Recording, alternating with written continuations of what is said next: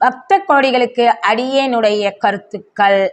திருமுறை என்பது எம்பெருமானால் அடியார்களைக் கொண்டு அடியார்கள் பாட எம்பெருமான் ரசித்து கேட்பது. திருமுறை பாடல்களை கேட்பதற்காக படிக்காசு கொடுத்தது, செங்கல்லை தங்கமாக்கியது, கோயில்களுக்கு வழிகாட்டியது, பொதிசோறு கொடுத்தது, நரியை பரியாக்கியது, பொன் தாளம் கொடுத்தது, குதிரை சேவகனாக வந்தது, தூது சென்றது, இன்னும் எண்ணிலடங்கா காரியங்களை செய்து அடியார்கள் பாட இறைவன் ஆனந்தமாக கேட்பது. நாமும் நம்மால் முடிந்த அளவிற்கு திருமுறை பாடல்களை பாடி நமது துன்பத்திலிருந்து விடுபட்டு இன்பத்திலிருந்து பிறப்பை தவிர்த்து இறைவன் திருவடி நிழற்கீழ் சென்று இருக்கலாம்.